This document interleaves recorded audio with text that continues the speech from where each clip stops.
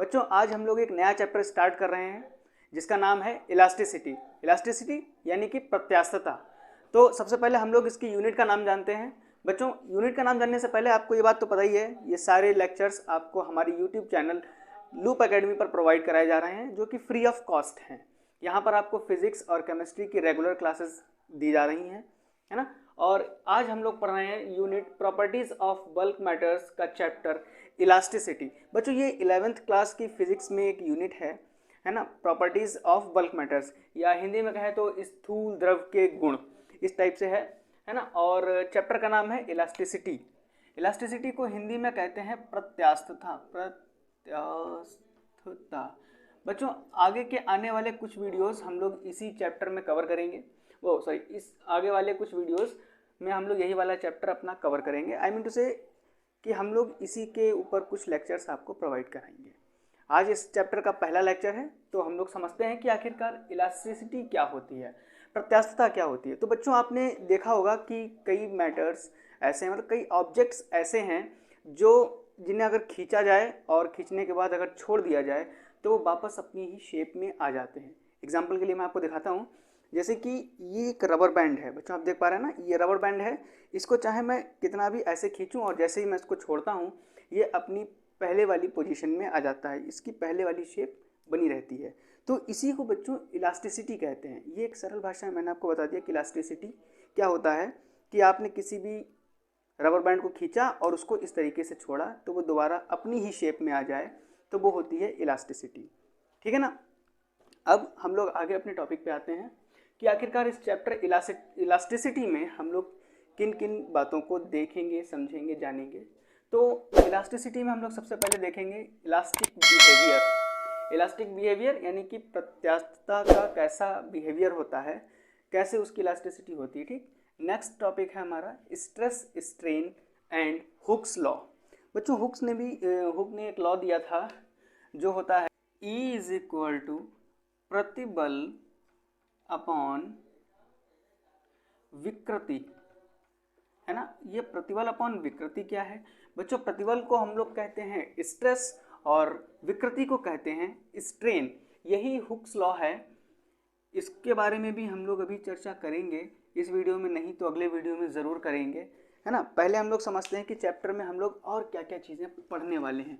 काफ़ी इंटरेस्टिंग सा चैप्टर होने वाला है बच्चों, इसीलिए मैं आपको राय दूंगा कि आप लोग वीडियो को बिल्कुल भी स्किप ना करें और पूरा वीडियो ध्यान से देखें, है ना। हुक्स लॉ के बाद में हम लोग पढ़ेंगे यंग्स मॉडुलस ऑफ इलास्टिसिटी। भाई बहुत ही इंपॉर्टेंट टॉपिक है इस चैप्टर का, अभी से इस पे मोस्ट इंपॉर्टेंट लिख लो, मैं तो ये कहता हूँ, है ना। यंग्स मॉडुलस ऑफ इलास्टिसिटी बहुत ही ज़्यादा इंपॉर्टेंट टॉपिक है। आगे देखते हैं bulk modulus of elasticity, modulus of rigidity और पॉइजन्स रेशियो। ये सब हम लोग इसी चैप्टर में कवर करने वाले हैं, इन सारे टॉपिक्स को। तो चलिए हम लोग अपना पहला टॉपिक इलास्टिक बिहेवियर शुरू करते हैं। बोर्ड पे लिखी हुई चीज़ें मैं बिडाल देता हूँ बच्चों, ठीक है ना, और हेडिंग लगाते हैं इलास्टिक बिहेवियर। बच्चों अभी मैंने आपको एक रबर बैंड वाला एग्जाम्पल दिखाया, ठीक है ना। इसी तरीके से और भी ढेर सारे एग्जाम्पल्स हैं जो इलास्टिक बिहेवियर शो करते हैं।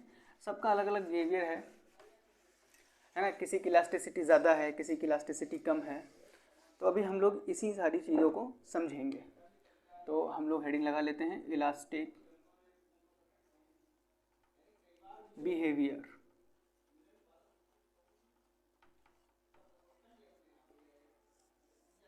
बच्चों अगर आपको इस चैप्टर के PDF नोट्स चाहिए हों तो आप एक बार कमेंट ज़रूर कर दीजिएगा। अभी हम लोगों ने इसका PDF नोट क्रिएट नहीं किया है, प्रिपेयर नहीं किया है। अगर आप लोग मुझे कमेंट करेंगे तो मैं इसका PDF नोट्स भी बना करके अपने टेलीग्राम चैनल पर अपलोड कर दूंगा, आप वहां से उसको डाउनलोड कर सकेंगे, ठीक है ना। बच्चों आप लोग ये बात जानते ही हैं, अगर कोई वस्तु है यानी कि कोई ऑब्जेक्ट है और उस पर अगर हम लोग बाहर से कोई फोर्स लगाते हैं, बाहर से फोर्स लगाने का मतलब वस्तु के अंदर से नहीं बल्कि उसके बाहर से अगर कोई फोर्स लगाते हैं तो उस वस्तु के साइज़ में, साइज़ का मतलब जैसा उसका साइज़ है, छोटा है या बड़ा है, उसके साइज़ में और उसकी शेप में थोड़ा सा डिफरेंस आ जाता है ना। जैसे कि अभी मैं फिर से एक बार रबर बैंड ढूंढूं, अपना कहाँ गया, ये रहा। जैसे कि बच्चों अभी ये रबर बैंड है, देखो एकदम सिंपल सा शेप है इसका, है ना, बिल्कुल एकदम ओवल शेप लग रहा है। और जैसे ही मैं इस पर बाहर से फोर्स लगाता हूँ, जैसे कि मैं अपने हाथ से इसको बाहर की तरफ खींचता हूँ, तो बाहर के लिए फोर्स हो गया ना, इसको मैंने बाहर के लिए खींचा तो क्या हुआ, इसका साइज भी चेंज हो गया। पहले इस साइज़ की थी, खींचने के बाद इस साइज़ की हो गई, और अब ये ऐसे सर्कुलर शेप में, तो ओवल शेप में नहीं रही ना, अब ये ऐसी शेप में हो गई। तो बच्चों ये जो बाहर से जब फोर्स लगाया जाता है और किसी भी ऑब्जेक्ट की शेप या साइज़ में जब डिफरेंस आ जाता है, तो उसी को हम लोग विकृति यानी कि स्ट्रेन के नाम से जानते हैं, है ना। और ये जो फोर्स लगाया जाता है जिसकी वजह से ये इसकी शेप और साइज़ में डिफरेंस आ जाता है, इसी फोर्स को हम लोग डीफॉर्मिंग फोर्स के नाम से जानते हैं। किस नाम से जानते हैं बच्चों? डीफॉर्मिंग फोर्स, DEFORMING, डीफॉर्मिंग फोर्स कहते हैं उसको, ठीक है ना। और ये डीफॉर्मिंग फोर्स क्या करता है? ये करता है वस्तु की शेप और साइज, दो चीज़ों को बच्चों बदल देता है, शेप और साइज को चेंज कर देता है। बच्चों जो इंग्लिश मीडियम वाले बच्चे हैं और जो हिंदी मीडियम वाले बच्चे हैं, मैं दोनों ही लैंग्वेजेस को यूज़ कर रहा हूँ, तो ये लेक्चर आप दोनों के ही काम आने वाला है ना। नोट्स की बात ऐसी रही, मैं वहाँ पे इंग्लिश और हिंदी दोनों ही नोट्स प्रिपेयर करा लूँगा। आप मुझे बस कमेंट कर देना कि आपको कौन से नोट्स चाहिए, मैं आप वहाँ पर अपलोड कर दूँगा। साइज़ को चेंज कर देता है, ठीक। ये तो बात हो गई हमारे डीफॉर्मिंग फोर्स की, कि जब कोई वस्तु हो, जैसे कि एक वस्तु ले लेते हैं, पहले मार्कर का कलर चेंज करते हैं, कहाँ गया भाई, ये रहा। जैसे कि मैंने मान लिया ये एक रबर है, रबर ले ली ना, वही इरेज करने वाली हम लोग इरेजर खूब यूज़ किए हैं। तो इस इरेजर पर अगर कोई बाहर से फोर्स लगाया जाए, कैसे, जैसे अंगूठे से इसको नीचे के लिए दबाया जाए, तो क्या होगा, जब अंगूठे से नीचे के लिए दबाया जाएगा तो जहाँ पर अंगूठे से फोर्स लगेगा वो कुछ इस तरीके से हो जाएगा, है ना बच्चों। जहाँ पे फोर्स लगेगा वो कुछ इस तरीके से हो जाएगा। तो ये जो अंगूठे से हमारा यहाँ पर फोर्स लगाया गया, भैया ड्राइंग मेरी थोड़ी सी ख़राब है, प्लीज़ ड्राइंग पे कोई कमेंट ना करे, है ना। अब समझ लो अंगूठे से फोर्स लगाया गया, तो ये फोर्स नीचे के लिए लगा, है ना। नीचे के लिए फोर्स लगने की वजह से रबर का जो शेप है वो चेंज हो गया, है ना। और अगर हम लोग इसको यहाँ से इस तरफ से और इस तरफ से पकड़ के बाहर के लिए खींच दें, तो इसका साइज़ भी चेंज हो जाएगा ना बच्चों। तो जब ऊपर से दबाया या इधर से खींचा, तो इसके साइज़ और शेप में क्या हो जाता है, चेंज आ जाता है ना। इसी चेंज को हम लोग कहते हैं विकृति।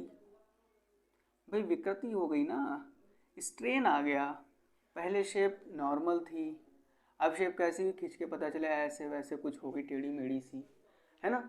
तो क्या आ गई, विकृति आ गई। और ये किसकी वजह से आती है, डीफॉर्मिंग फोर्स की वजह से आती है। तो ये तो बात हो गई डीफॉर्मिंग फोर्स की, लेकिन ऐसा थोड़ी ना है बच्चों कोई आपका हाथ खींचे और आप कुछ ना करो। अरे भाई एक फोर्स आप भी तो जनरेट करोगे ना, ताकि कोई आपका हाथ तोड़ ना सके। तो इसी तरीके से इसमें भी होता है, कोई भी वस्तु को अगर आप विकृत करने की कोशिश करते हैं और जैसे ही उस पर बाहर से लगाया जाने वाला फोर्स कम किया जाए या लगाना बंद कर दिया जाए, तो वो क्या होगी, धीरे धीरे अपनी इनिशियल पोजीशन में आ जाएगी। इनिशियल पोजीशन मतलब जैसी रबर की शेप थी वो उसी में आने की कोशिश करेगी। और बच्चों इसी को हम लोग इलास्टिसिटी के नाम से जानते हैं। किस चीज़ के नाम से जानते हैं, इलास्टिसिटी के नाम से। मतलब आपने किसी वस्तु को खींचा फोर्स लगाकर और उसको छोड़ते ही वो अपनी पुरानी वाली शेप में वापस आना चाहेगा, और जैसे ही वो पुरानी वाली शेप में आने की कोशिश करती है उसी को हम लोग इलास्टिसिटी कहते हैं। ये बात आप लोग अब याद रखेंगे कि आखिर इलास्टिसिटी क्या होती है। इलास्टिसिटी समझ में आ गई। अब इसी के साथ में आगे पढ़ते हैं। बच्चों एक बार फिर से मैं बता दूं, हमारे टेलीग्राम चैनल का नाम है लूप एकेडमी। इंस्टाग्राम पर भी हमारा अकाउंट बना हुआ है लूप एकेडमी के नाम से। आप लोग वहां भी हमसे जुड़ सकते हैं और रेगुलर अपडेट्स मैं इंस्टाग्राम और टेलीग्राम पर करता रहता हूँ, तो आप वहाँ से देख सकते हैं। अब इलास्टिक बिहेवियर में हम लोगों ने इलास्टिसिटी की बात कर ली। अब इसके बाद बात करते हैं कि इलास्टिक ELASTIC इलास्टिक, प्लास्टिक और रिजिड बॉडीज। बच्चों बॉडीज का मतलब वस्तु है, किसी का शरीर मत समझ लेना, है ना। अंग्रेजी थोड़ी हमारी भी वीक है। तो अब हम लोग बात करते हैं इलास्टिक, प्लास्टिक और रिजिड बॉडीज की। देखो बच्चों, जो वस्तुएं हमारी खींचे जाने पर, यानी कि डिफॉर्मिंग फोर्स हम लोगों ने लगाया और उसको छोड़ा, और वो वापस अपनी पहले जैसी पोजीशन में, पहले जैसी शेप, पहले जैसी साइज में आ जाती हैं, मतलब उसमें बिल्कुल भी अंतर ही ना पता चले कि अभी हमने उसको खींच के लंबा किया था और अब छोड़ के छोटा कर दिए है ना। तो जहाँ पर ऐसी कंडीशन हो जाती है तो वो सारी वस्तुएं हमारी क्या कहलाती हैं? परफेक्ट इलास्टिक कहलाती हैं।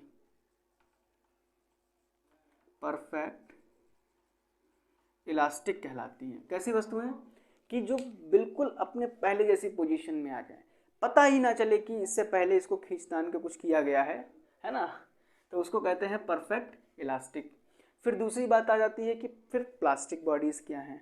प्लास्टिक को हम लोग जो नॉर्मली प्लास्टिक हम लोगों के घरों में यूज़ होती है, हम लोग उसे भी देख सकते हैं, उसको अगर गर्म करके बेंड कर दिया तो फिर वो वैसे ही घूम गई। यानी कि वो वस्तुएं जो अपनी इनिशियल पोजीशन में वापस ना आ पाएँ पूरी तरह से, या बिल्कुल भी ना वापस आ पाएँ, तो उनको हम लोग कहते हैं परफेक्ट प्लास्टिक, है ना। अब यहाँ पर बच्चों प्लास्टिक का मतलब सिर्फ प्लास्टिक की चीज़ों से ही नहीं है, वो सारी वस्तुओं से है जो अपनी इनिशियल पोजीशन में वापस नहीं आ पाती, जो अपनी पुरानी वाली शेप में वापस नहीं आ पाती हैं, वो सारी क्या हो जाती हैं? परफेक्ट प्लास्टिक हो जाती है। मतलब वो स्ट्रेन को एक्सेप्ट कर लेती हैं, उनमें जो भी स्ट्रेन आती है वो उसको एक्सेप्ट कर लेती हैं कि भैया अब हमको टेढ़ा कर दिया गया है तो अब हम टेढ़े ही रहेंगे, इतनी दम नहीं है जो हम फिर से सीधे हो पाएँ, है ना। तो वो हो जाती है हमारी परफेक्ट प्लास्टिक। अब आती हैं रिजिड बॉडीज़। बच्चों रिजिड बॉडीज़ क्या होती हैं? ये होती हैं दृढ़, हिंदी में लिखता हूँ, क्या होती हैं? दृढ़ होती हैं। दृढ़ शब्द से ही आपको पता चल रहा है एकदम सॉलिड बॉडीज़ होती हैं। सॉलिड बॉडी जैसे कि हमारा ये बोर्ड है, लेकिन ऐसा नहीं है, हाथ मारूंगा टूट जाएगा। खैर दीवार की बात करता हूँ, दीवारें हैं, ये कैसी हैं? एकदम सॉलिड हैं, आप इन पर चाहे कितना भी फोर्स लगा लो, दीवारें नहीं अपना शेप चेंज करेंगी, जैसी हैं वैसी ही रहेंगी, है ना। तो ऐसी बॉडीज़ जिन पर कितना भी फोर्स लगा लिया जाए, कितना भी का मतलब जितना वो सहन कर सकें, अगर फोर्स लगाया जाता है और उनकी शेप में कोई भी चेंज नहीं होता है, तो उनको हम लोग कहते हैं रिजिड बॉडीज़। ठीक है बच्चों, इतनी बात आपको समझ में आई कि नहीं, कि परफेक्ट इलास्टिक क्या होती हैं? वो सारी वस्तुएं जो शेप को अपना इनिशियल शेप में वापस आ जाती हैं, मतलब फोर्स लगा करके उनकी शेप चेंज हुई और वो फिर से इनिशियल शेप में आ जाती हैं जैसे ही उन पर से फोर्स हटाया जाता है। परफेक्ट प्लास्टिक क्या होती हैं?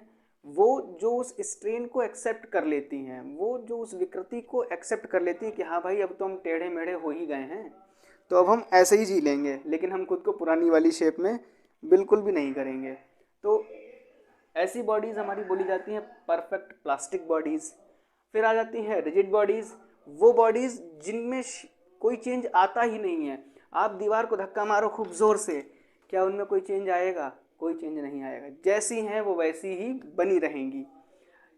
इतना बच्चों आपको समझ में आया? तो हमारी अगली हेडिंग है लिमिट ऑफ इलास्टिसिटी। इसको लगाते हैं बोर्ड पे और करते हैं इस पर भी थोड़ी सी चर्चा। लिमिट ऑफ इलास्टिसिटी, ELASTICITY,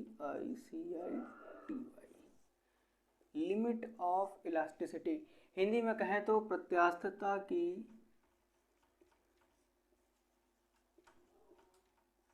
सीमा।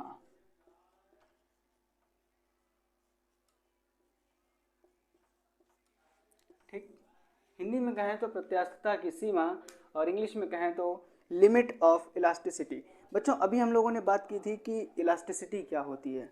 अरे भाई इलास्टिसिटी वही होती है कि किसी पर किसी वस्तु पर डिफॉर्मिंग फोर्स जब लगता है तो उसकी शेप चेंज हो जाती है, और जैसे ही उससे वो फोर्स हटता है वो अपनी वापस पहले वाली पोजीशन में आने की कोशिश करती है, पहले वाली शेप में आने की कोशिश करती है। मैं बार बार रिपीट कर रहा हूँ ताकि आपके माइंड में ये बात बिल्कुल सेट हो जाए कि भैया इलास्टिसिटी होती क्या है, ताकि आपको बाद में याद ना करनी पड़े। कोई भी पूछे नींद में जगा के पूछ दे और आप तुरंत बता दें उसको कि इलास्टिसिटी क्या होती है। डिफॉर्मिंग फोर्स की वजह से वस्तुओं में जो स्ट्रेन आ जाता है, उसी स्ट्रेन आ जाता है, और जैसे ही हम लोग डिफॉर्मिंग फोर्स को हटाते हैं जो वस्तुएं होती हैं वो पुनः अपनी प्रारंभिक स्थिति में आने की कोशिश करती हैं, और इसी को इलास्टिसिटी कहते हैं, है ना।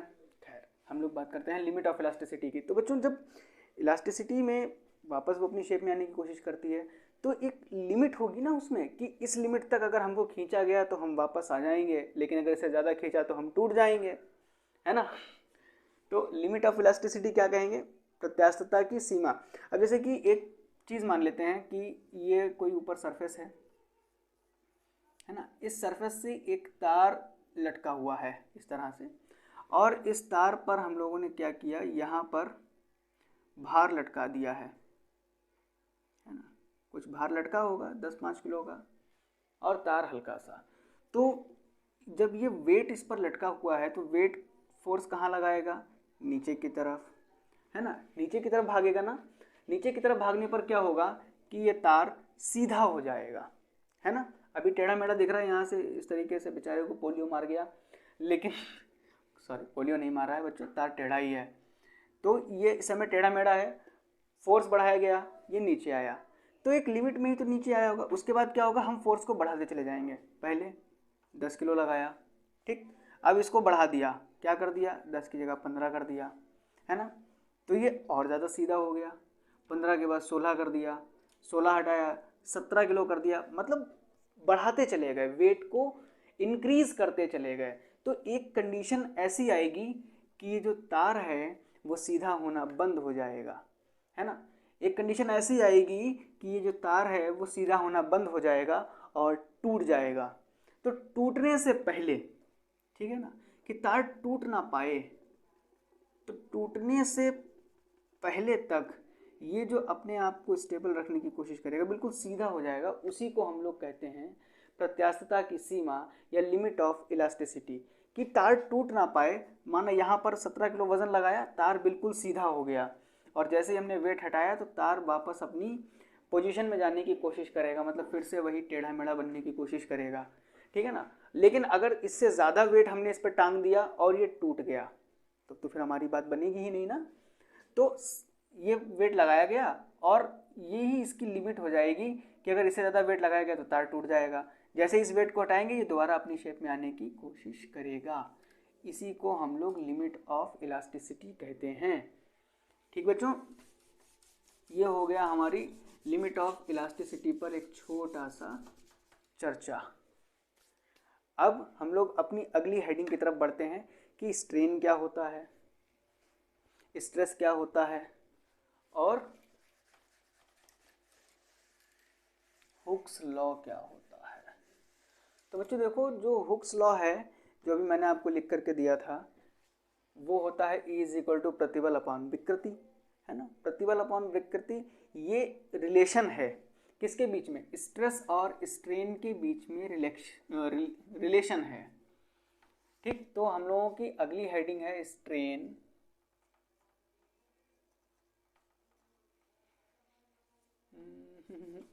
स्ट्रेन को ना लिखो, पहले लिखो स्ट्रेस, STRESS, स्ट्रेस, फिर है स्ट्रेन, और फिर है हुक्स लॉ।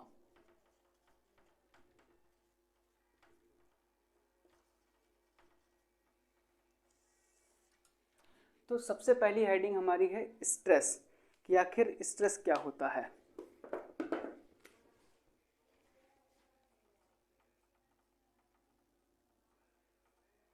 जब किसी वस्तु पर कोई बाहरी बल लगा करके उसकी शेप को बदला जाता है, जब किसी वस्तु पर बाहरी बल लगा के उसकी शेप को बदलने की कोशिश की जाती है, तो हर एक सेक्शन पर, किस पर, वस्तु के हर एक सेक्शन पर बाहर से लगने वाले फोर्स के बराबर लेकिन अपोजिट डायरेक्शन में।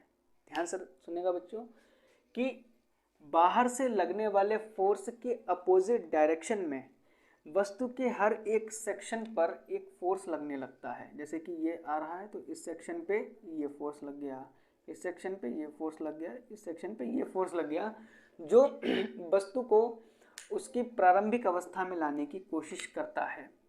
ठीक है ना, जो वस्तु को उसकी प्रारंभिक अवस्था में लाने की कोशिश करता है, इनिशियल शेप में लाने की कोशिश करता है, उसी को हम लोग स्ट्रेस के नाम से जानते हैं, है ना। अब ये जो बल होता है इसको हम लोग कहते हैं प्रत्यानयन बल, है ना। तो स्ट्रेस के लिए फॉर्मूला हमारा क्या हो जाता है, STRESS। स्ट्रेस के लिए जो हमारा फॉर्मूला हो जाता है वो हो जाता है प्रत्यानयन बल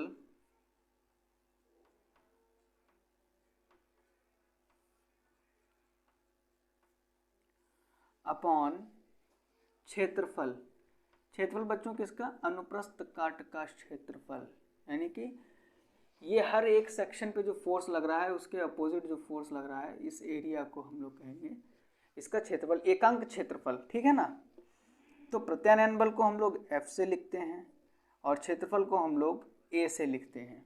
ये स्ट्रेस का फॉर्मूला हो जाता है बच्चों। किसका फॉर्मूला है ये स्ट्रेस का फॉर्मूला है।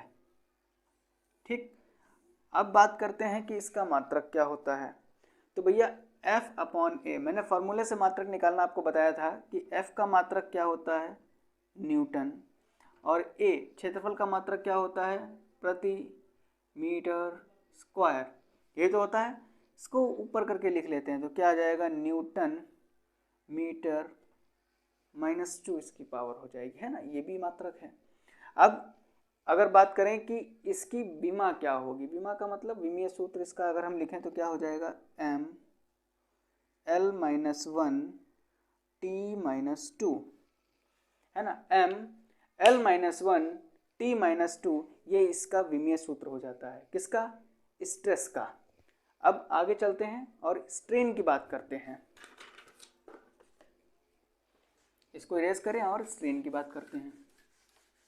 बच्चों स्ट्रेन होती है विकृति। आपको पता ही है कि किसी वस्तु पर यदि बाहरी बल लगाया गया और बाहरी बल लगाने पर उसकी जो शेप में चेंज आ जाता है, ठीक है ना, उसकी शेप में जो चेंज आया उसी को हम लोग क्या कहते हैं, स्ट्रेन कहते हैं।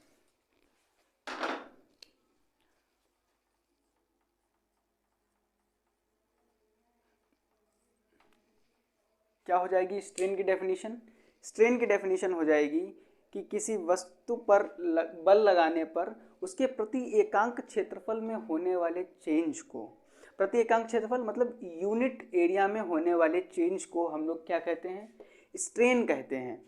फिर से समझेंगे, किसी वस्तु के एकांक क्षेत्रफल में जो चेंज आता है बाहरी बल के द्वारा उसी को हम लोग स्ट्रेन के नाम से जानते हैं।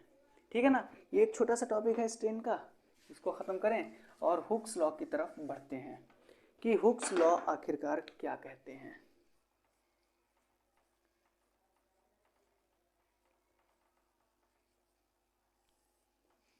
हुक्स लॉ कहता है कि लघु विकृतियों, इसको थोड़ा सा लिखते हैं, है ना, राइटिंग बच्चों अच्छी नहीं है ना, फिर भी हम थोड़ा सा एडजस्ट करो। लघु विकृतियों की सीमा के भीतर, अभी मैं इसको समझा दूंगा बच्चों कि मैं क्या लिख रहा हूं, सीमा के भीतर कार्यरत, कार्यरत मतलब कार्य करने वाला, प्रतिबल, प्रतिबल को अभी हम लोगों ने क्या लिखा था, स्ट्रेस लिखा था, में कार्य करने वाला प्रतिबल, उसमें विकृति के अनुक्रमानुपाती होता है। प्रतिबल को लिखेंगे स्ट्रेस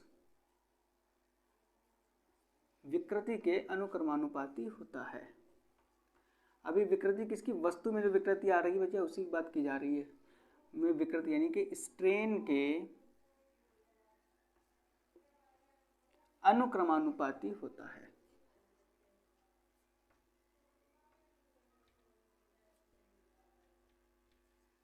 अनुक्रमानुपाती होता है।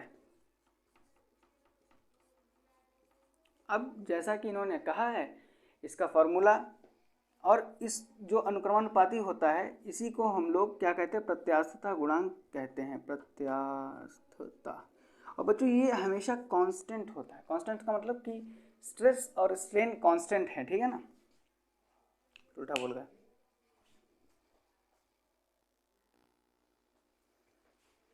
लिखते हैं बच्चों, प्रत्यास्थता गुणांक E इज इक्वल टू क्या हो जाता है, देखो प्रतिबल की बात की है ना, यानी कि स्ट्रेस अपॉन स्ट्रेन,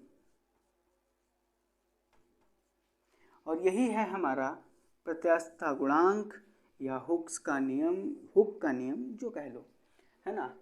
हुक ने ये नियम कब दिया था, तो आप याद रखेंगे, डेट है 1679, 1679 में दिया था, और कहा था कि लघु विकृतियों की सीमा के भीतर, लघु विकृतियों का मतलब छोटे छोटे जो स्ट्रेन हैं उसकी एक लिमिट होती है। मैंने लिमिट आपको बताई थी, लिमिट से ज़्यादा अगर आप किसी को भी स्ट्रेन दे देंगे तो क्या हो जाएगा, फोर्स लगा देंगे तो वो टूट जाएगी। जैसे अभी मैंने आपको एग्जांपल दिया था रबर बैंड वाला, ज़्यादा खींचेंगे तो टूट जाएगी, है ना। तो लघु विकृतियों की सीमा के भीतर कार्यरत प्रतिबल, लघु विकृति जैसे कि मान लीजिए ये हमारी इरेजर और इसमें आपने ऊपर से थोड़ा थोड़ा फोर्स लगाया जगह जगह पे, है ना, तो ये लघु विकृति यहाँ पे आ रही हैं और इसकी लिमिट होती है। तो लिमिट के अंदर ही जो इसके अपोजिट काम कर रहा है, जो इसको विकृति नहीं लेने दे रहा है, शेप को बिगड़ने नहीं दे रहा है, उसको हम लोग कहते हैं स्ट्रेस, है ना। तो लघु विकृतियों की सीमा के भीतर जो प्रतिबल है